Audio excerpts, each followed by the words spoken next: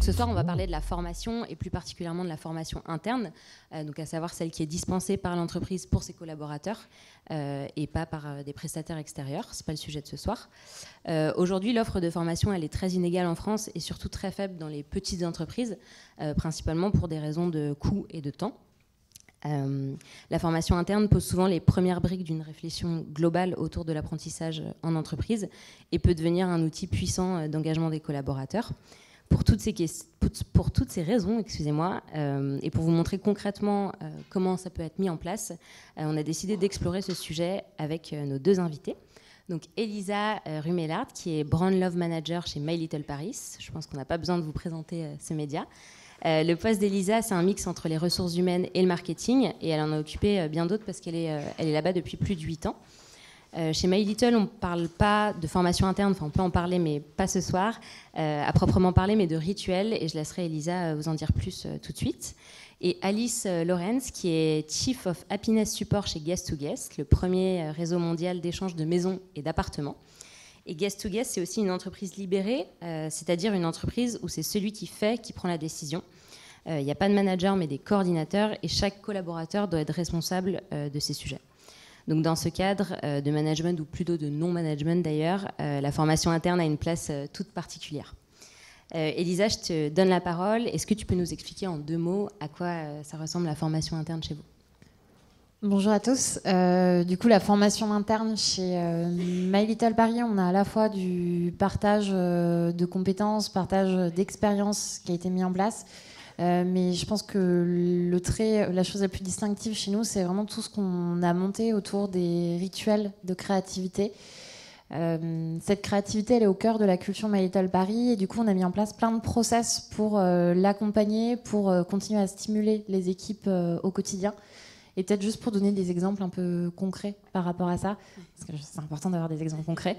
Je peux vous parler de 4 rituels qu'on a qui sont hyper importants chez nous. On a ce qu'on appelle les calls spotters, qui sont des calls qu'on fait depuis les tout débuts avec des dénicheurs de tendances qu'on a identifiés. Alors, on en a une à New York, une à San Francisco, une à Séoul, une à Tokyo, qui nous remontent régulièrement les tendances de leur marché. Et ça, à la base, c'était quelque chose que faisaient nos fondateurs de leur côté pour développer les nouveaux business. Et aujourd'hui, c'est quelque chose où on intègre vraiment les équipes pour les stimuler et pour leur permettre de se projeter sur d'autres marchés et de voir concrètement ce qu'on pourrait en faire en France.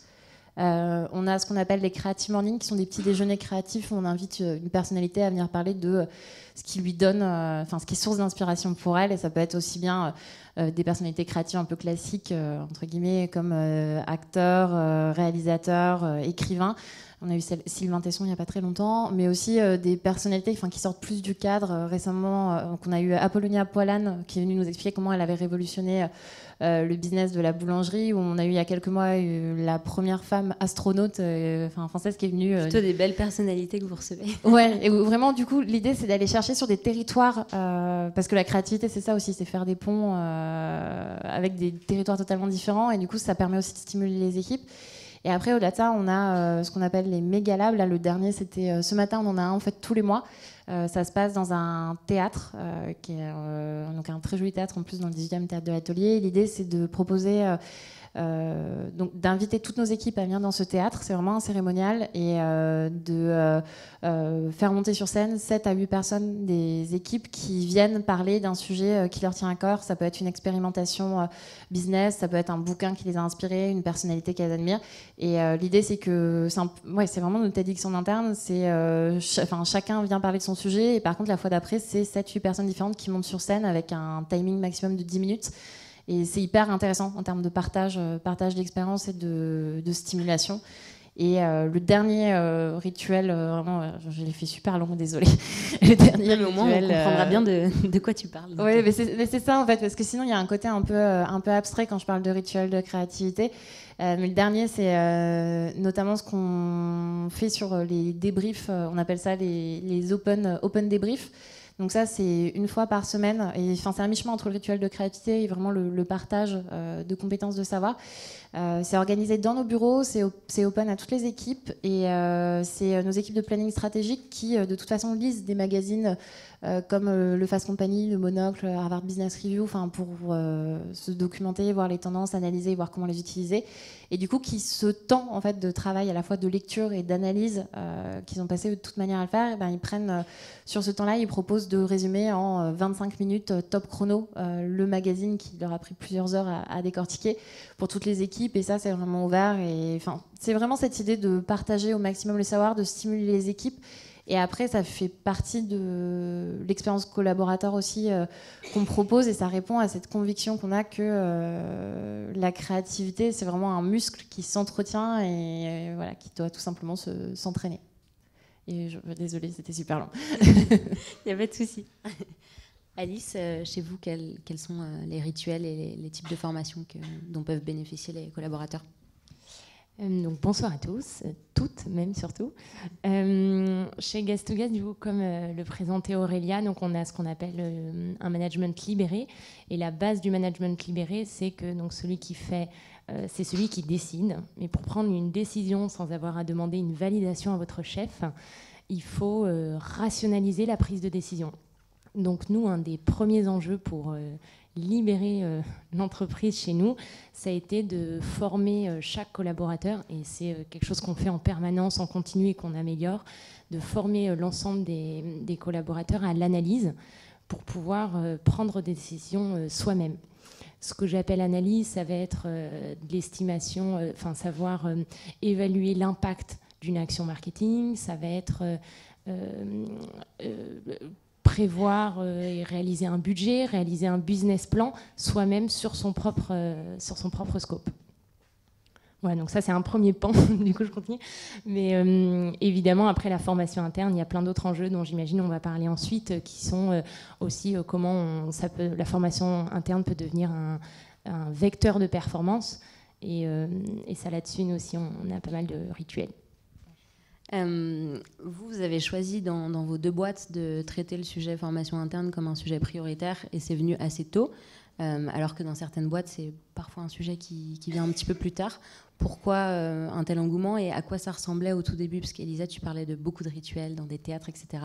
J'imagine que quand vous étiez 10, ce n'était pas forcément le cas. Comment ça s'est structuré un petit peu au fil du temps?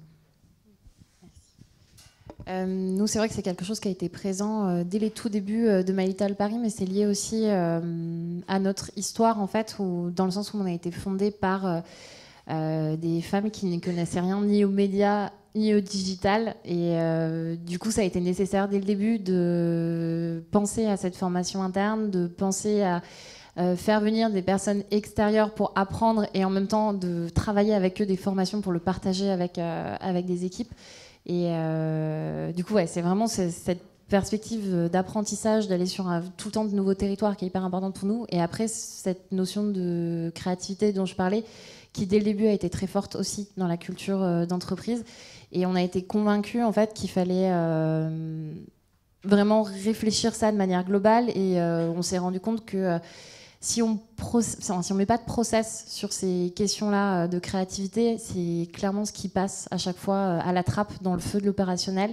Et ça a été vraiment une volonté de travailler toute cette formation interne dans cette démarche-là, en fixant des rendez-vous, en ayant des choses imposées. Et là où on est une boîte pas du tout processée, ça a été le premier, la créativité, paradoxalement, ça a été les premiers process qu'on a mis en place. Donc ça existait déjà au tout début, où vous faisiez des petits rendez-vous pour parler de créativité, en invitant des intervenants extérieurs, etc. Moi, je suis arrivée à l'époque où on était encore en pépinière d'entreprise. Alors, pas encore en pépinière d'entreprise, mais dès les premiers bureaux qu'on a eus, on avait les Creative Morning, on avait les calls avec les spotters. Le Mégalab, il a fallu attendre d'être un peu plus nombreux pour avoir au moins 7 personnes pour monter sur scène. Mais très très vite, on l'a fait. Et au début, c'était effectivement dans nos bureaux. Et là, effectivement, quand je parle du théâtre, ça peut donner l'impression que ça nécessite des gros moyens. Mais en fait, pas du tout. Il suffit juste d'avoir une salle avec un écran et la volonté de partager quelque chose. Et c'est pas très compliqué à mettre en place avec quelques best practices. Alice, chez vous, qui a porté un peu le sujet au début, ça vient des fondateurs, j'imagine, de cette volonté aussi de partager. Comment ça s'est fait? Oui, alors en fait, chez Gas2Gas, donc c'est venu très naturellement par cette volonté de rendre autonome chaque personne dans la prise de décision.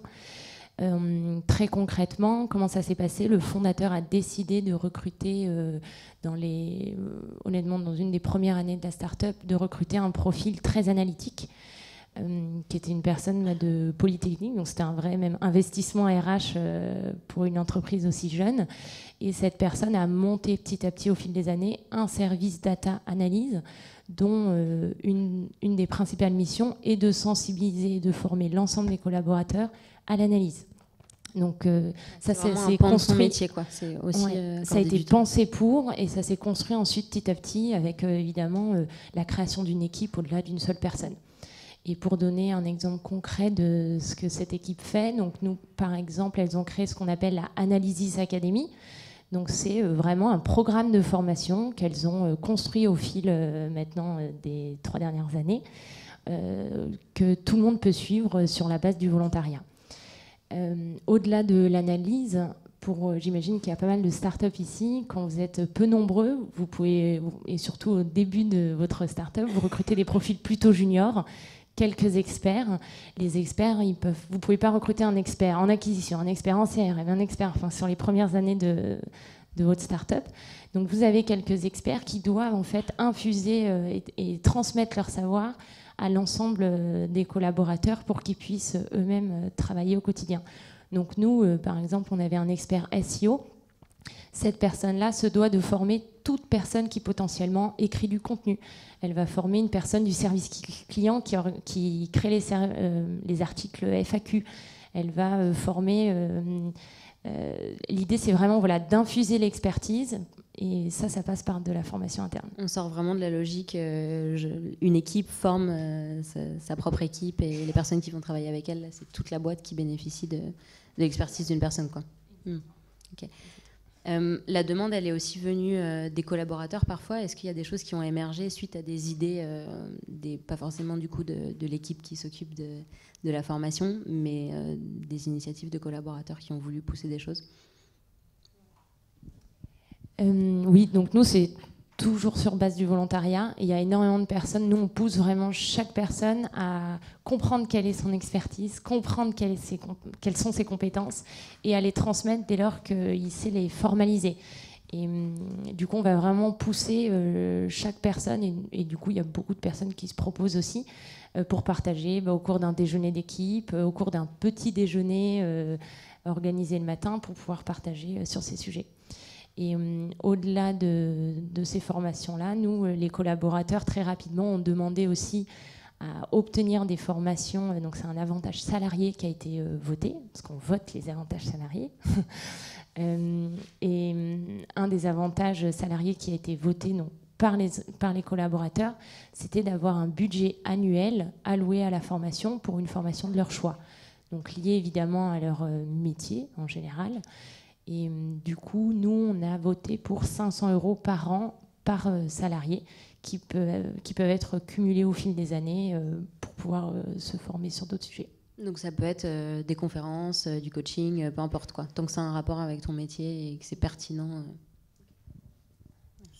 Nous, sur la formation, l'initiative notamment des salariés, je dirais qu'il y a un peu 3 entrées. Il y a les contenus liés à la créativité où on stimule justement les équipes. Les Mega Labs, c'est sur base de volontariat et on les incite à venir parler des sujets qui leur tiennent à cœur. De la même manière, sur les Creative Morning, on rappelle régulièrement, c'est aussi tout un travail d'accompagnement de ces rituels.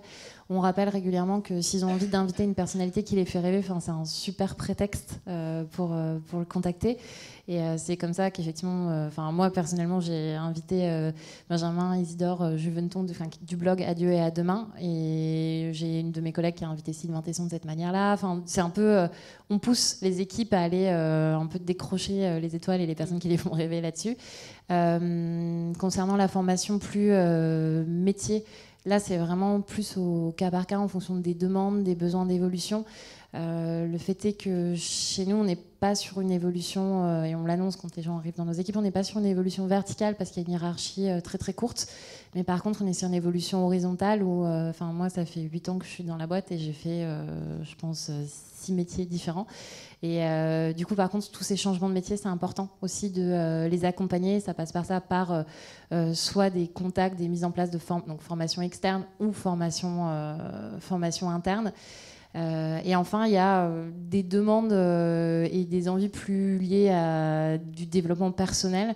Là, notamment, on a fait il n'y a pas longtemps un événement d'équipe. On a fait un mix de talents. On demandait aux gens d'écrire sur un post-it quel était leur petit talent et quel était leur plus grand rêve. Et après, on a fait des mix and match de ces profils. Et concrètement, c'était quoi les talents et les rêves ? Il y avait vraiment de tout. Il y avait à la fois... Donc, du coup, on a organisé un cours de photographie argentique parce qu'il y avait beaucoup de gens qui rêvaient d'apprendre à savoir prendre ses photos. Et donc là, ça va au-delà aussi du cadre métier, c'est aussi des passions que tu peux avoir au-delà du travail. C'était intéressant, parce qu'en fait, on demandait vraiment aux gens de réfléchir à leur petit talent, le truc qui faisait qu'on les félicitait tout le temps, ou qu'ils réussissaient à impressionner un peu leur entourage avec ça. Et il y avait à la fois des cours de des personnes qui ont rentré des choses sur des cours de cuisine. On a notre directeur technique qui proposait quelque chose sur l'anti-procrastination et comment gagner 1 heure dans sa journée rien qu'en organisant un peu mieux sa boîte mail. C'était vraiment un bon compromis. Il y avait des cours d'écriture par une de nos rédactrices, de dessin. C'était vraiment un bon compromis de pro-perso. Et ça fait partie aussi des contenus de formation interne qui motivent les équipes et qui apportent à cette expérience collaborateur. Ouais, j'allais t'en parler. Aujourd'hui, c'est un vrai outil de marque employeur et d'expérience collaborateur, la formation. Je veux dire, on vous connaît aussi pour ça et les collaborateurs savent que s'ils rentrent chez My Little, ils vont pouvoir avoir bénéficier de ces rituels. Quoi. Complètement. Après, on a travaillé depuis les débuts, l'expérience de travail chez My Little Paris comme une expérience collaborateur dans son ensemble, et cette attention qu'on met à développer l'expérience pour nos abonnés, l'expérience pour les abonnés qui reçoivent notre box, on essaye de faire ce même travail de détail et de petites attentions sur auprès de nos salariés. C'est ça. Que pour l'externe. Quoi. Et du coup, ça passe par, certes, les bureaux, où c'est une des premières choses dont on nous parle en entretien, mais pas loin derrière, on a tous ces rituels de créativité, Creative Morning, Megalab, etc. Et je pense notamment à une personne qui est partie de chez nous il y a pas très longtemps et qui m'a dit que c'était vraiment une des choses qui allait lui manquer, ces rituels, et qu'elle savait qu'elle ne trouverait pas forcément d'équivalent dans ses prochaines expériences. Et est-ce qu'il y a un travail de filtrage aussi qui est fait ? Parce qu'il y a l'air d'avoir beaucoup de choses qui sont demandées parce que vous êtes dans cet environnement qui est hyper créatif, etc. Ouais. Par qui ça passe un peu pour déjà identifier les besoins et peut-être pas dire oui à tout le monde, entre guillemets, parce que ça serait compliqué. Ouais, du coup, il y a un filtrage, il y a un peu une mise en commun qui est faite à la fois par moi, par Enora qui travaille avec moi sur toutes ces questions RH, et par tout le pôle culture d'entreprise. Et l'enjeu là-dessus, c'est à la fois de pousser la diversité des contenus, d'aller sourcer les idées, et en même temps de maintenir un certain niveau d'exigence aussi, parce que le côté on fait parler tout le monde, on donne la parole à tout le monde, ça ne veut pas dire jeter les gens dans un peu je sais pas, dans l'arène. Il y a ce côté où il faut les accompagner. Et par exemple, sur le travail qu'on fait sur les Megalabs, où on fait monter nos équipes sur scène, on a beaucoup de gens qui n'ont jamais pris la parole, qui ont des très bonnes idées, mais du coup c'est un exercice en soi, et ça passe avant par des répétitions, par un côté peut-être un peu scolaire, mais qui permet justement aussi de les coacher et de ne pas les laisser complètement à l'abandon dans ce partage d'expérience. Et du coup, la personne qui partage son expérience apprend aussi là-dedans.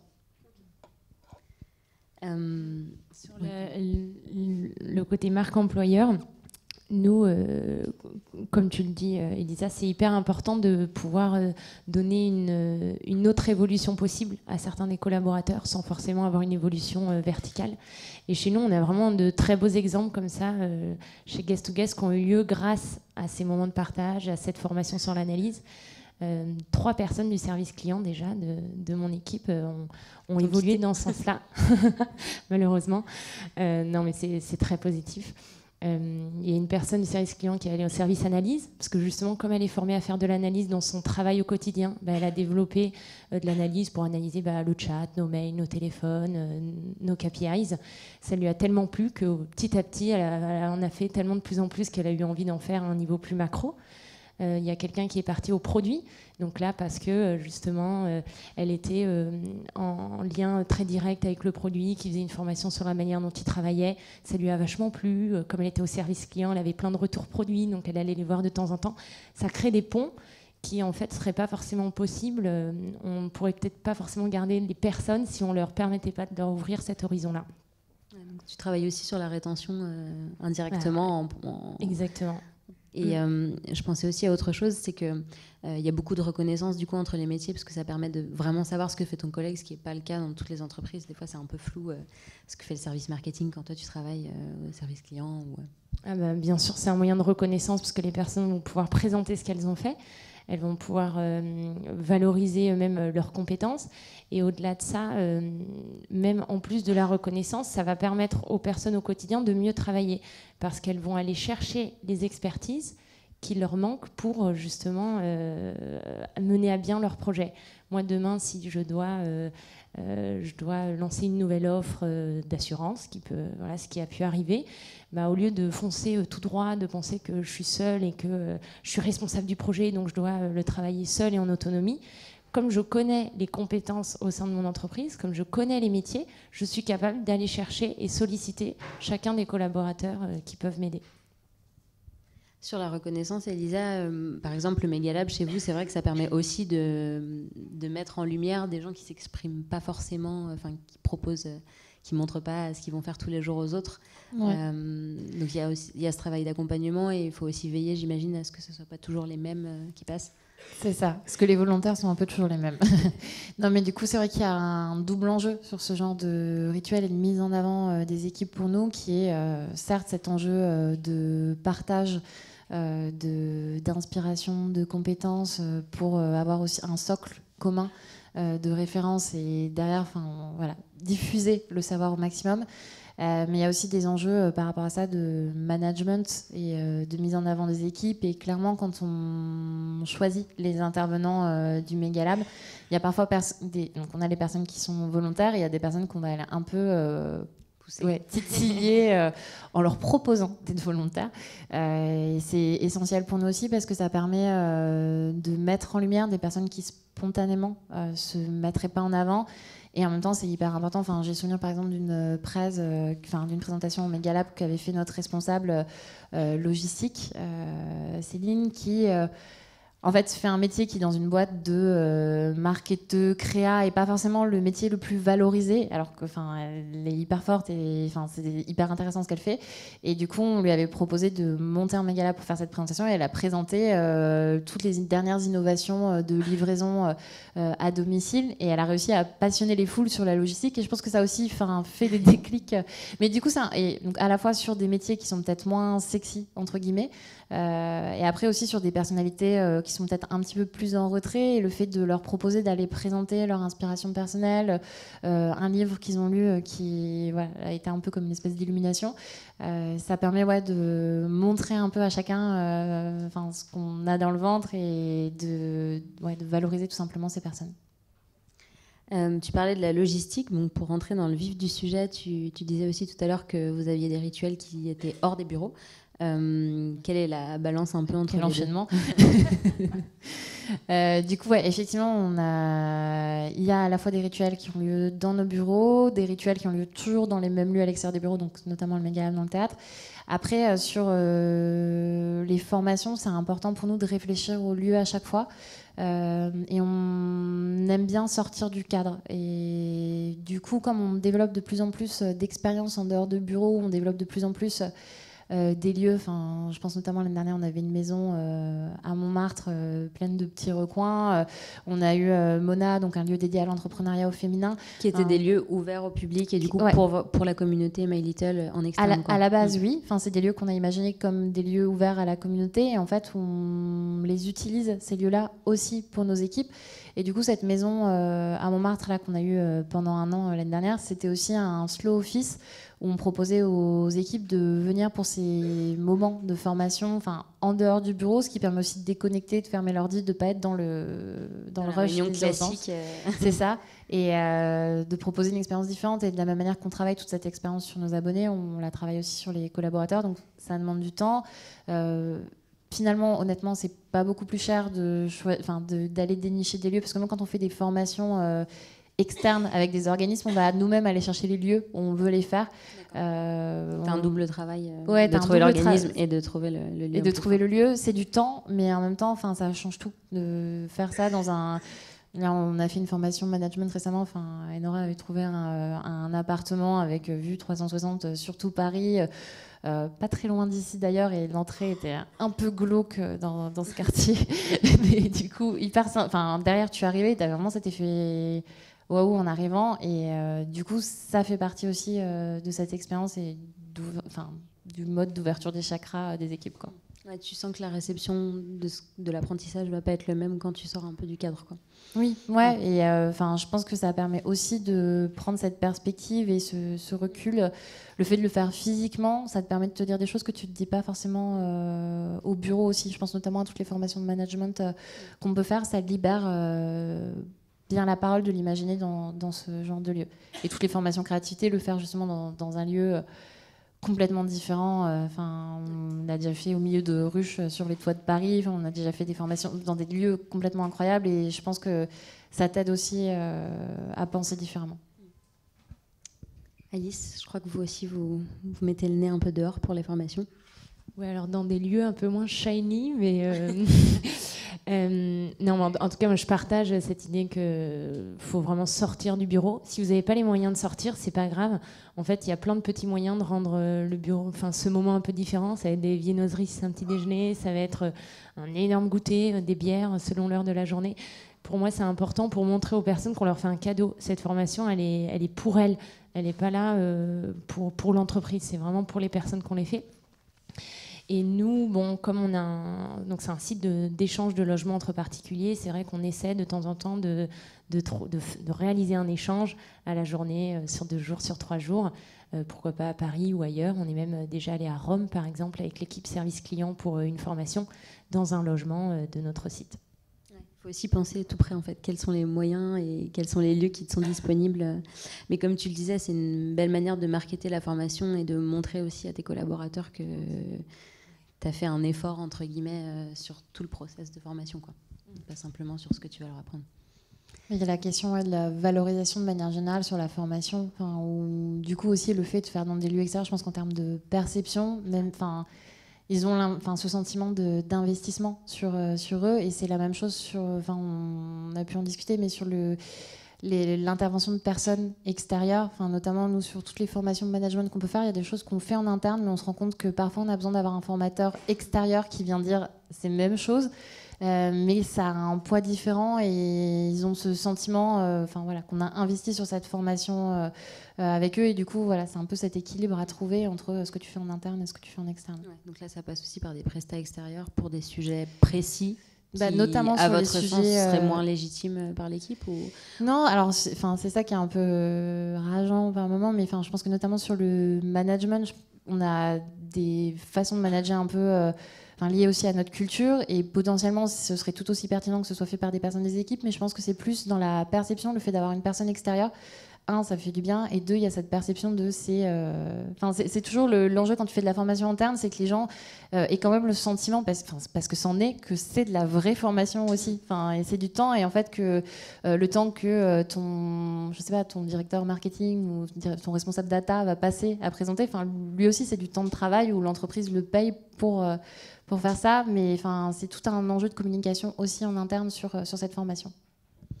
Concrètement, ça veut dire combien de rituels par mois, tout ce que vous faites au sein de vos 2 boîtes? C'est des choses assez régulières ou c'est un peu au fil de l'eau aussi? Moi, sur les rituels réguliers, du coup, tu as un méga lab par mois, un créative par mois, les open débriefs, les débriefs de magazines dont je parlais, tu en as 4 par mois. Donc on en est à 6.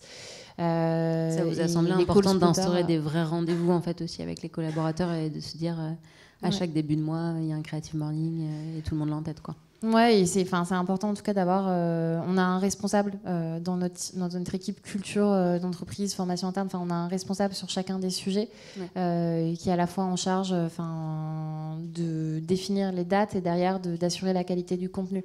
Après, il y a des renforts qui viennent aider plus sur la dimension logistique, mais on a chacun nos sujets. Moi, je travaille, notamment, je suis sur les méga labs et je sais que je suis responsable aussi du contenu et de la qualité de ces méga labs.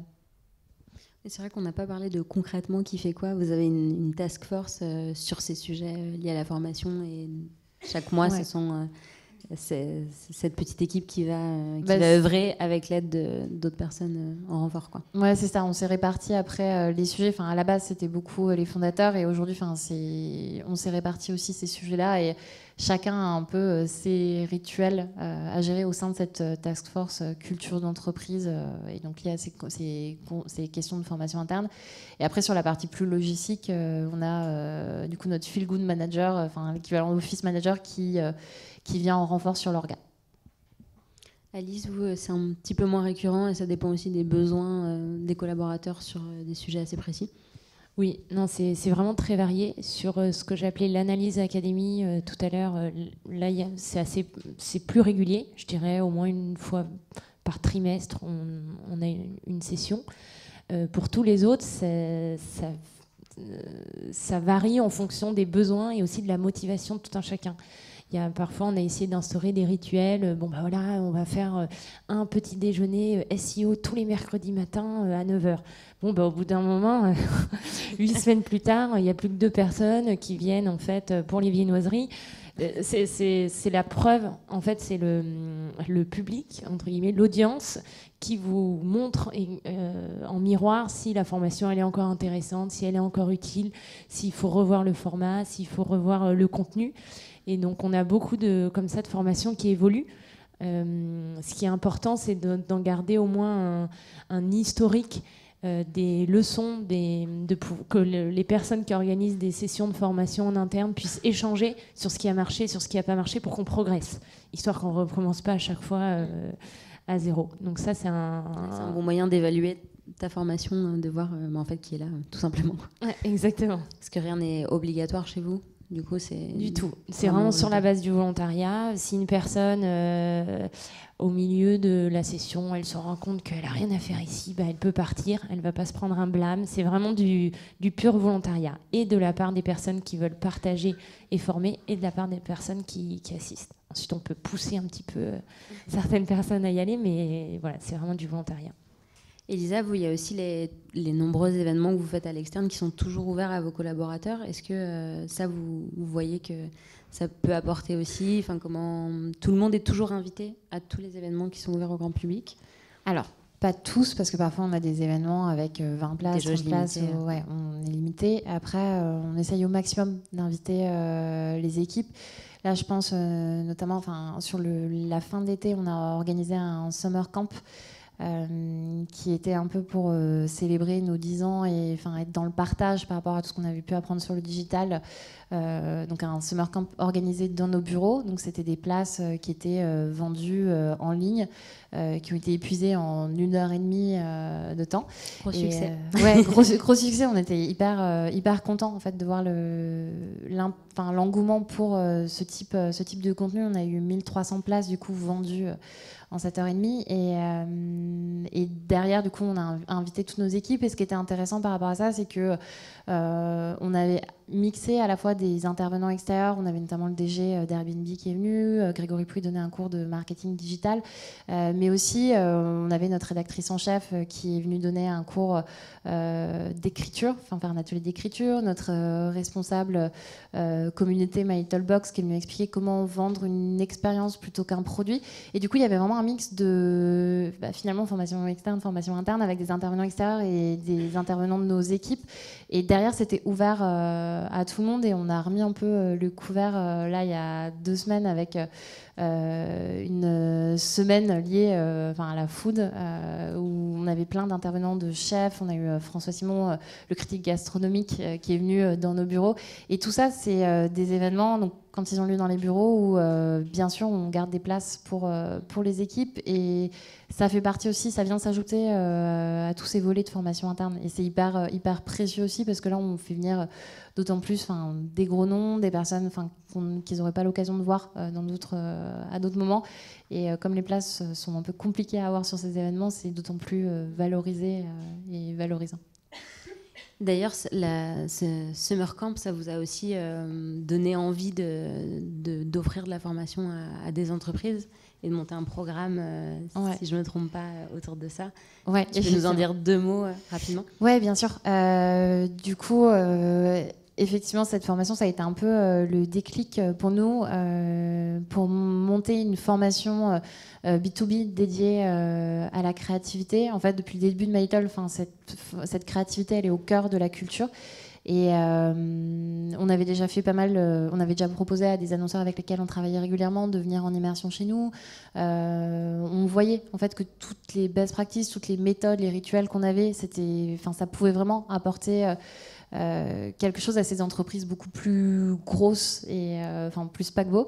Et en fait, de la même manière qu'on est persuadé que la créativité, c'est une question d'entraînement, on est persuadé aussi qu'il faut arrêter d'opposer la petite start-up hyper innovante à la grosse entreprise, et que c'est juste une question de mindset, de méthode, d'approche, de résolution de problèmes. Et du coup, c'est pour ça qu'on met ça en place. C'est une formation. Alors, on est sur le premier pilote. Donc là, c'est vraiment en avant-première que j'en parle. Ça va commencer le mois prochain. On est encore en train de recruter les premiers éléments de la première promo. Et l'idée, c'est de proposer une formation en immersion sur un trimestre. Parce qu'on est persuadé que cet esprit créatif, start-up, innovation, c'est pas non plus un truc qui s'apprend du jour au lendemain. Et du coup, en immersion, avec à la fois accès à tous nos rituels créatifs en interne pour bénéficier de tout ce travail de veille et mieux comprendre en fait les fonctionnements, des journées d'ateliers dédiées à la créativité, au storytelling, au management aussi sur ce type de projet. Et derrière, un suivi coaching de projet pour chacun des élèves. Ça va être une promo de 20 personnes, a priori, sur cette première session. Et l'idée, c'est qu'on fasse ça tous les trimestres. Et du coup, on est hyper excités, en tout cas, de lancer ça. Et c'est cette idée de se dire aussi cette formation s'appelle The Spark, et c'est cette idée de mettre un peu le feu aux poudres et d'apporter cette petite étincelle que l'employé rapporte ça après dans son entreprise, et permettre de lancer les projets de manière plus innovante, plus créative. Voilà. Ouais, donc comme quoi la formation, c'est pas que une histoire de budget, mais c'est aussi prendre les bons réflexes et faire ça surtout à la sauce de sa boîte aussi, parce que vous, ce que vous faites, ça marcherait pas forcément dans une grande entreprise ou même dans une start-up, mais qui n'y aurait pas la créativité forcément au cœur de mais du coup, les faut mêmes processus créatifs. Faut vraiment l'accompagner. Et j'en avais notamment discuté il y a déjà 2 ans avec le DRH Carrefour, qui avait mis ça en place dans ses équipes, qui avait tenté les méga labs, et qui se rendait compte que c'était pas si compliqué. Non, justement pas si compliqué, et que les gens étaient preneurs de ce genre de rituel, mais que par contre, du coup, j'avais un peu accompagné là-dessus, parce qu'il y a des best practices de contenu, il y a des best practices de communication, surtout en interne, quand les gens sont pas habitués à avoir ce genre de contenu. Et en fait, ça, c'est pas une question encore une fois de petite boîte ou de grosse boîte, c'est une question vraiment d'accompagnement et de savoir quels sont les éléments clés. Alice, on parlait je suis désolée, je perds mes mots, de la formation tout à l'heure, et de quand il n'y avait plus beaucoup de monde, tu te disais il faut peut-être revoir le format. Comment vous évaluez un peu vos formations au-delà de ça ? Est-ce qu'il y a un système de notation ? J'imagine non, mais... Non du tout, et il n'y a pas de chef qui va venir vous voir pour vous dire que la formation était nulle. Donc c'est vraiment à chaque personne qui organise une formation en interne d'aller chercher le feedback. Nous, en général, on utilise Typeform, type de retour anonyme auprès des personnes qui ont assisté à la formation. Et là, l'idée, c'est vraiment quand on crée une ambiance qui est très bienveillante, transparente, et en fait, on a des retours super constructifs. Et donc, moi, par exemple, des programmes de formation que j'ai pu créer pour l'équipe service client, mais ils ont énormément évolué grâce justement à ces retours qu'on obtient par questionnaire. Et sur le fait de marketer et de bien communiquer sur la formation, comment c'est fait chez vous? Comment vous en parlez aux collaborateurs et les motiver à venir y participer? Oui, évidemment, il y a un enjeu de bien avoir cadré le but de la formation. Donc nous, par exemple, on communique beaucoup par mail, par Slack. Donc il y a l'équipe analyse, quand elle va lancer une session, elle va envoyer une newsletter 1, 2, 3 fois à l'ensemble de l'équipe, expliquant vraiment le détail de la formation et du contenu du programme. Là, c'est important d'avoir quelque chose déjà de très précis, parce que les personnes de l'équipe, elles ont besoin de savoir quel va être l'engagement qu'elles vont devoir mettre là-dedans. Est-ce que c'est 1 heure de leur temps? Est-ce que c'est 4 heures et 4 heures d'exercice derrière? Est-ce que c'est tous les jours 10 minutes pendant 2 mois? Elles ont besoin de comprendre. Et pour pouvoir évaluer, est-ce que j'ai le temps de faire ça? Donc en général, il y a le programme qui est détaillé. Évidemment, on market un petit peu, donc il va y avoir les témoignages de personnes ayant déjà suivi cette formation, voilà, des petites photos, on essaie de rendre ça un petit storytelling sexy. Vous, Elisa, c'est beaucoup aussi de communication interne. Concrètement, ça passe par la newsletter, comment... Sur les communications en amont des événements, du coup, c'est ouais. Après déjà le fait de l'avoir marketé, d'avoir ces rituels bien clairs, ça permet aussi que chacun sache ce qui va se passer, quelles sont un peu les bases de chaque événement. Et après, bien sûr, il y a du teasing, notamment sur les creative morning quand on a des invités. Parfois, on a des invités dont le nom n'est pas connu, mais qui vont être hyper inspirants. Et du coup, c'est tout un travail aussi en amont, parce que les creative morning ne sont pas obligatoires, contrairement aux méga labs, aux conférences dans le théâtre. Et du coup, c'est tout un travail aussi de donner envie de venir voir. Et là-dessus, c'était un peu la question d'interne de savoir si on filmait tout, notamment parfois on fait des Facebook Live, et si on permet du coup aux équipes de revoir les contenus. Et selon les types d'événements, on a géré différemment, et on s'est rendu compte notamment que si on filmait, c'était aussi une bonne excuse pour pas venir et pour se dire qu'on le rattrapera si c'était bien. Donc voilà, on travaille l'exclusivité aussi là-dessus. Et pourquoi avoir décidé de rendre certains rituels pas obligatoires et d'autres si? Alors les rituels, en rituel obligatoire, on a donc le Mégalab qui pour nous est important dans le sens où ça permet d'avoir une base de culture commune. C'est aussi le moment des annonces, ça peut être des contenus liés à la stratégie aussi. Il y a toujours donc nos DG, PDG qui travaillent, qui présentent en première partie des éléments liés à la stratégie de l'entreprise. Donc ça, c'est vraiment, on veut que tout le monde ait ce socle-là. Après, sur le reste des contenus, on n'a pas forcément nécessité que tout le monde soit là. Maintenant, on sait aussi que ça montre aussi, en général, c'est un bon témoin de motivation aussi des équipes et de si ça va bien dans leur poste. Quand ils viennent à chaque fois, c'est qu'ils sont à fond aussi. Et ça fait partie. Là-dessus, on a choisi de ne pas le rendre obligatoire, en tout cas. Sur la question des formateurs, du coup, pour eux aussi les impliquer et les pousser à être partie prenante sur des projets, là c'est beaucoup de rabâchage, j'imagine, beaucoup d'accompagnement sur les personnes qui peuvent, que vous avez identifiées pour pouvoir partager leur expérience. Ouais, du coup c'est de l'accompagnement sur le contenu, quel que soit le niveau de seniorité, on va accompagner aussi en fonction derrière la cible des formés. Et après, sur ce qui est des intervenants extérieurs, notamment je pense sur les événements Creative Morning où on fait venir des personnalités créatives, tout l'enjeu là-dessus, c'est des personnes qui viennent gracieusement présenter, parler de leur passion, de leur métier, et c'est comment faire en sorte qu'ils repartent avec quelque chose, même s'ils sont venus gracieusement. Et là-dessus, ce qu'on fait, c'est qu'on met en place des questionnaires, donc à la fois pour savoir ce que les gens ont retenu, ce qu'ils ont préféré, et s'ils ont un petit mot personnel à faire passer à cette personne. Derrière, on compile tout ça, et du coup, ça permet d'éviter d'avoir juste les gens qui disent dans les bureaux c'était trop cool, cette femme était trop inspirante, et du coup, ça te permet de remonter ça, parce qu'on sait à quel point aussi ça fait plaisir, et c'est pas très compliqué à mettre en place avec un Typeform classique. Je recommande, si vous avez l'habitude de faire venir des intervenants extérieurs, c'est le truc très simple, mais qui change toute l'expérience de l'intervenant. Juste au sujet des formateurs, pour moi c'est hyper important de les laisser très libres de la manière dont ils veulent former et transmettre leurs compétences. Parce que je vois par exemple, moi, les formations qu'on peut avoir au marketing, elles sont très très différentes des formations que les devs organisent entre eux. Et ça vient justement aussi d'eux. Ils parlent leur même langage, ils ont leur manière peut-être d'organiser une présentation. Et donc il y a vraiment une volonté de laisser les personnes trouver le bon format à leurs collaborateurs. Merci à tous pour votre présence et merci à vous deux pour vos retours d'expérience. Et je vous invite à rester avec nous boire un petit verre. Merci beaucoup.